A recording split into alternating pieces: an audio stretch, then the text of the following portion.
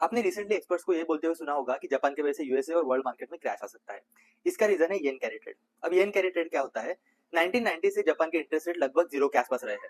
इसका इस्तेमाल investors foreign country में इन्वेस्ट करने के लिए करते हैं। वो येन के फॉर्म में लोन उठाते हैं, उसको यूएसए या फिर अन्य फॉरेन मार्केट में इन्वेस्ट करते हैं, क्योंकि वहां पे इंटरेस्ट रेट ज्यादा है। वहां से जो भी रिटर्न मिलते हैं उसको अपने पॉकेट में रखते हैं और अपना प्रिंसिपल अमाउंट येन के फॉर्म में जापान को वापस कर देते हैं। इस तरीके से येन कैरी ट्रेड से लोग रिस्क फ्री रिटर्न जनरेट कर रहे थे। अब इतनी पीरियड से जापान के इंटरेस्ट रेट जीरो क्यों थे? क्योंकि 1990s के बाद जापान की इकोनॉमिक ग्रोथ रुक चुकी थी, जिसकी वजह से लोगों की इनकम नहीं बढ़ रहे थे, जिसके कारण चीजों की डिमांड नहीं बढ़ रही थी। इसी के साथ जापान की पॉपुलेशन भी एज हो रही थी, जिसकी वजह से डिमांड और कम होती जा रही थी। डिमांड के कम होने की वजह से चीजों के प्राइसेस बढ़ नहीं रहे थे, जिसकी वजह से इन्फ्लेशन या तो निगेटिव था या फिर जीरो था।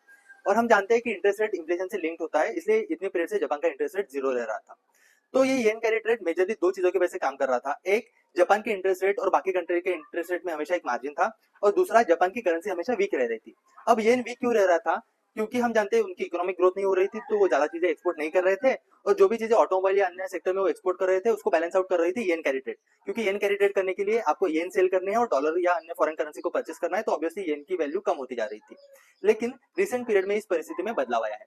1990 के बाद अपनी इकोनॉमिक ग्रोथ रुकने के कारण जापान ने धीरे धीरे रोबोटिक्स और ऑटोमेशन पे फोकस किया, जिसकी वजह से उनकी प्रोडक्टिविटी बढ़ती गई। वुमन पार्टिसिपेशन भी उनके लेबर फोर्स में बढ़ गया है, जिसकी वजह से और प्रोडक्टिविटी इंक्रीज हुई। और आज के दिन में रिसेंटली हम अगर देखें तो उनके कंपनी ने प्रॉफिट दिखाया है। इसी के साथ बैंक ऑफ जापान ने एक स्टिमुलस पैकेज भी डिक्लेयर किया है, जिसके तहत वो $135 बिलियन जापान में इन्वेस्ट कर रहे हैं, जिसकी वजह से रिसेंटली प्रॉफिट भी इंक्रीज हुआ और लोगों के इनकम भी बढ़ने लगे, जिसकी वजह से चीजों की डिमांड बढ़ने लगी। साथ ही साथ वीक करेंसी की वजह से जापान में टूरिज्म भी बढ़ने लगा।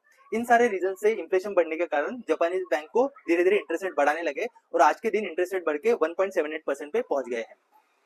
अभी इंटरेस्ट रेट बढ़ने की वजह से अमेरिकन इंटरेस्ट रेट और जापानी इंटरेस्ट रेट में मार्जिन कम हो गया है, इसलिए येन कैरी ट्रेड अब उतना प्रॉफिटेबल नहीं रहा या फिर रिस्क फ्री नहीं रहा।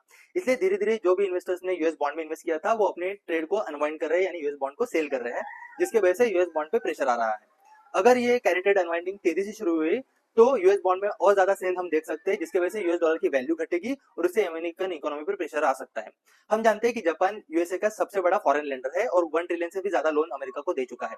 तो अगर ये बॉन्ड सेलिंग बढ़ती है तो अमेरिका को ऑलरेडी बढ़ी हुई डेट को हैंडल करने के लिए और जगह से डेट को रेज करना पड़ेगा, जिसके लिए उनको इन्वेस्टर को अट्रैक्ट करने के लिए अपने इंटरेस्ट रेट बढ़ाने पड़ सकते हैं। इंटरेस्ट रेट बढ़ाने की वजह से एक तो उनको इकोनॉमिक ग्रोथ कम होगी, और दूसरी चीज ये होगी कि ऑलरेडी उनके बढ़े हुए डेट पे उनको ज्यादा इंटरेस्ट पे करना पड़ेगा, जिनसे उनपे बर्डन बढ़ेगा।